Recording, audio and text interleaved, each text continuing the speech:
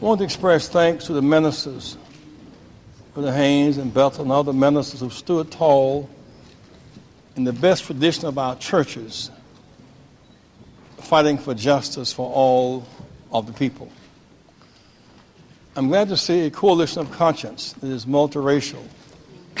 For in the end, what happened to Aaron is not a matter of merely black and white, but wrong and right.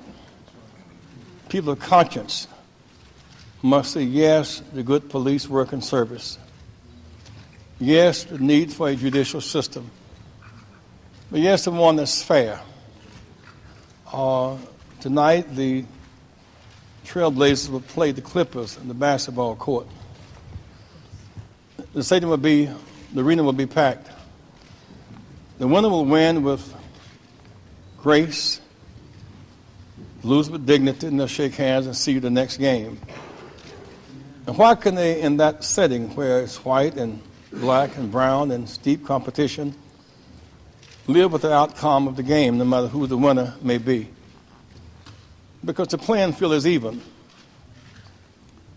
The rules are public, the goals are clear, and the referee is fair, not bought up by either team. We need that same sense of fairness extended beyond the basketball court, beyond the football field. I was speaking to Oregon University last night. That school, 22,000 students, 900 Latino, about 300 African American, half of whom are ball players, entertaining and drawing thousands, often playing lots of ball but not much graduation. These matters concern us. We asked the mayor today about unemployment in Portland, around 11%. Blacks and Latinos around 20%. State population around 2%. Prisons around 10%.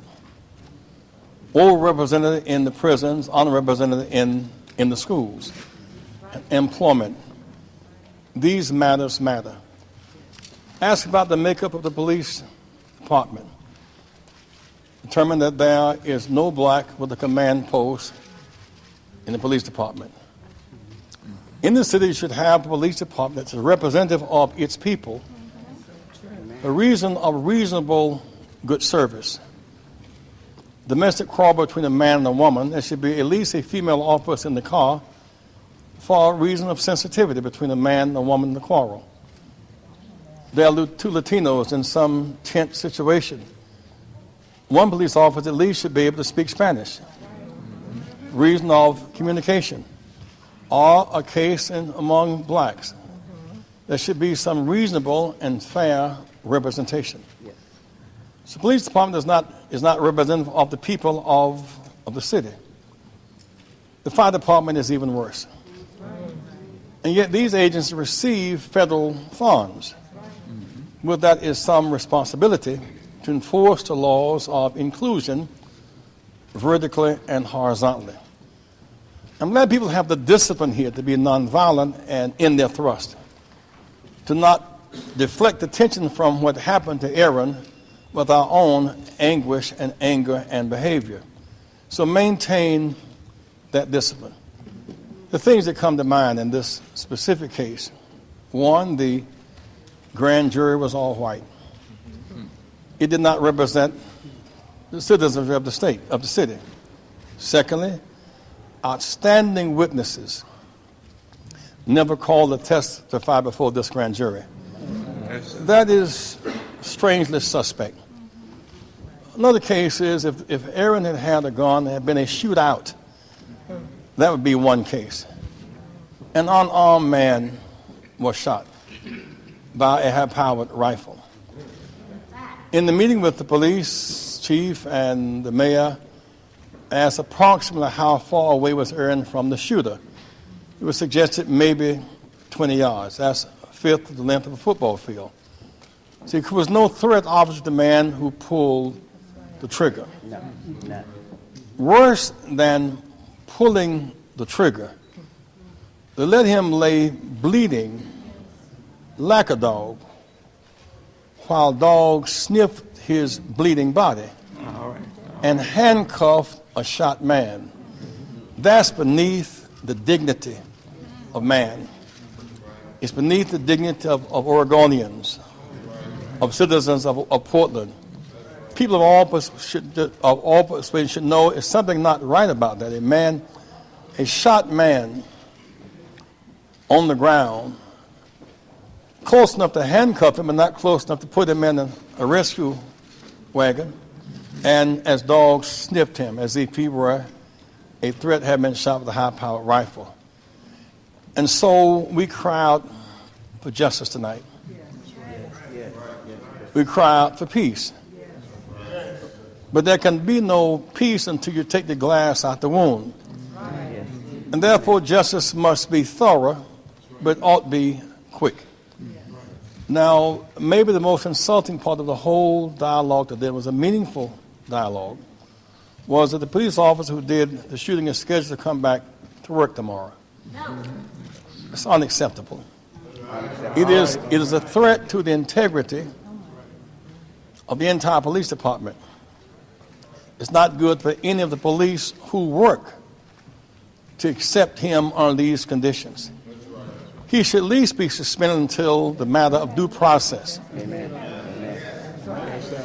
The grand jury has the capacity to say they choose not to indict him without thorough information, but then the city has some responsibility itself. All right, that's correct. Now, no doubt there must be some judgment by the police chief exercise as he's coming back to work.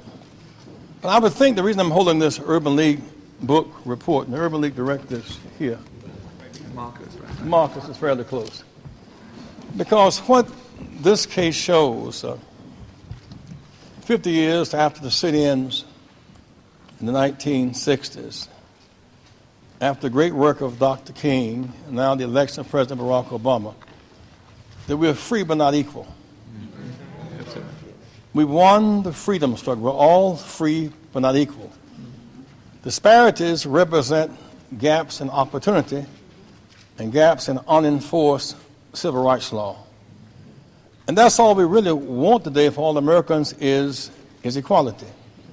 Within the city of Portland, within the state, there must be equality of distribution of jobs and contracts and services and opportunities. It is suggestive. The city has about 11% unemployment, blacks about 20%. That is suggestive. Without police, firemen, and top command, it is suggestive something, and it may reflect why you have such a high dropout rate. Now, my last point would be this. I really want to meet with ministers tonight about the impact of the foreclosure crisis on homes and the church foreclosure crisis, the student loan default, and the credit card scams. The banks have a greater interest in foreclosure than in home modification. We can't get to that painful issue tonight without dealing with the impact of this execution that was witnessed by many people who will forever be traumatized by what they saw. But to be sure, we'll follow up. On this case with the help of the lawyers for the family. Beyond that, the bigger issue of the report in the Urban League book about disparities in acts from infant mortality to short life expectancy to jobs, to contracts, we must in fact, and this is a national pattern that is all too painful. In Chicago, for example, 3,200 blacks die a year from health care disparity. It's more than died in the 9/11 attack some years ago. The case of Amadou Diallo in New York, shot 41 times, unarmed, and the police walked away. Rodney King was beaten. It was on film. Police was set free. A young man shot in Rockville, Illinois, Barmore, in August, in the church. The police was set free. We at least expect deterrence from tyranny. As we fight terror around the world, we at least want to be protected from terror at home. Thank you very much.